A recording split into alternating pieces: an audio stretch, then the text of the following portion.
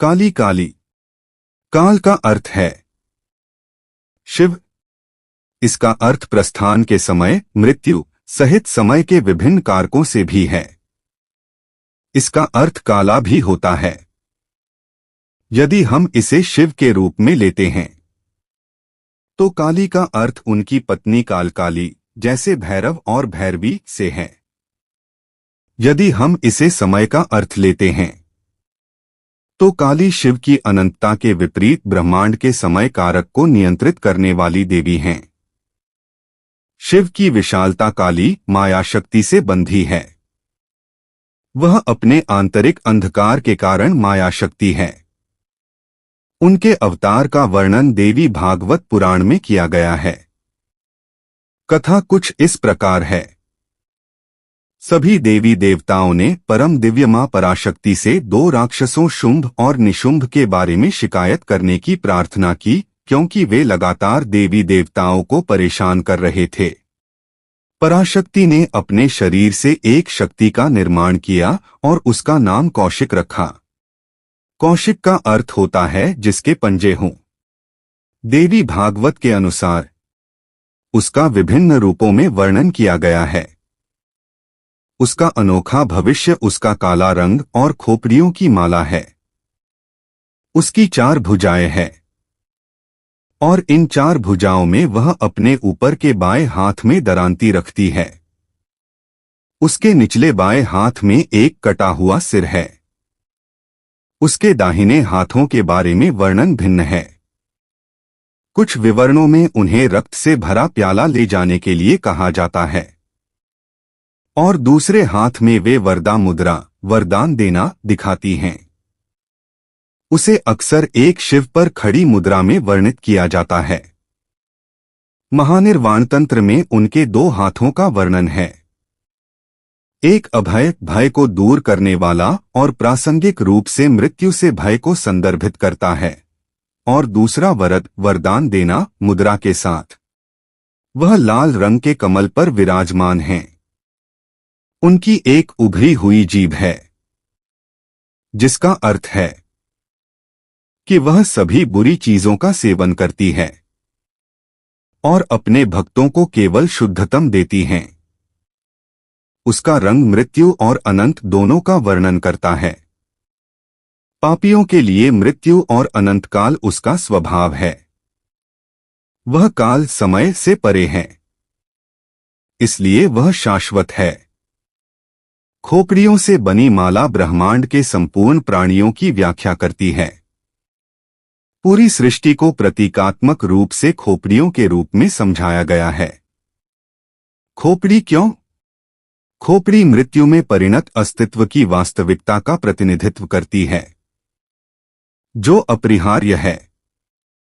कहा जात कि खोपड़ी की माला में 50 खोपड़ी होती है, जिनमें से प्रत्येक 50 संस्कृत वर्णों का प्रतिनिधित्व करती है।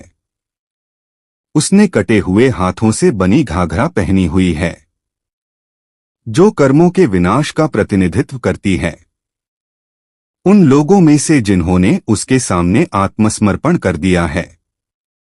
मानव अस्तित्व की एक छोटी सी अवधि में किसी का अहंकार एक महत्वपूर्ण भूमिका निभाता है। जब तक किसी का अहंकार नष्ट नहीं होता तब तक बोध संभव नहीं है। जब सही तरीके से उनकी प्रार्थना की जाती है तो वह किसी का अहंकार दूर कर देती हैं। यह प्रतीकात्मक रूप से कटा हुआ सिर के माध्यम से व्यक्त किया गया है।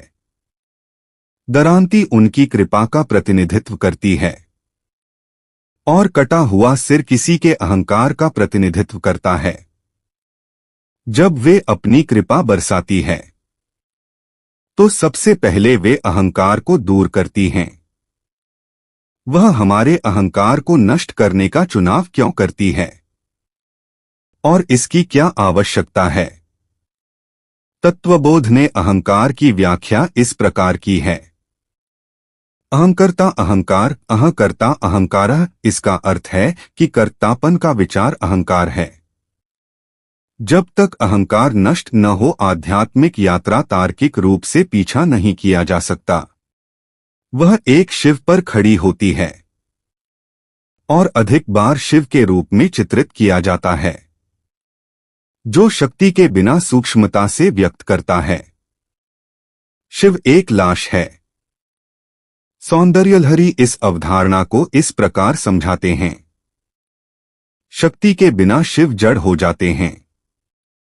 जब शिव शक्ति के साथ संयुक्त नहीं होते हैं तो वे ब्रह्मांड के रूप में प्रकट नहीं हो सकते। अपने कार्यात्मक स्वभाव के कारण दिव्य मां सर्वोच्च महत्वपूर्ण हो जाती है। महाकाल और महाकाली होने के अलावा एक महत्वपूर्ण संबंध उनका निवास स्थान है। वे श्मशान और शमशान भूमि में रहते हैं। यह मुख्य रूप से यह बताने के लिए है कि हमारी अंतिम मंजिल केवल श्मशान है, भले ही किसी की स्थिति कुछ भी हो। इसलिए उन्हें शमशान वासिनी, श्मशान में रहने वाली के रूप में संबोधित किया जाता है। काली अष्टोत्रम उनका इस प्रकार वर्णन करती हैं। वह काल का नाश करने वाली, रूप में विकराल किंतु कल्याणकारी है। वह कलियुग का गौरव है, बिना किसी सीमा के करुणा का सागर, क्योंकि वह काली है। कलियुग में पापों का नाश करने वाली, मुक्ति दिलाने वाली। वह कुमारियों से प्रेम करती है। वह कोमल और सूक्ष्म आवाज वाली है। भय को नष्ट करती है और कस्तूरी से उसकी पूजा करने वालों को प्यार करती है। उनका शरीर कपूर और चंदन के लेप से पूरी तरह सुशोभित है। वह कुलाचार, जिसे कौलचार भी कहा जाता है, का अवतार है और उसकी पूजा करने वालों के डर को नष्ट कर देती है। वह बीजाक्षर क्लीन कामबीज की माला से सुशोभित है। वह 3 बीजाक्षरों स्क्रिम हरी श्री से बनी है और जो इन बीजाक्षरों का पाठ करते हैं उनके लिए वह मृत्यु का नाश करती है। हर हर महादेव।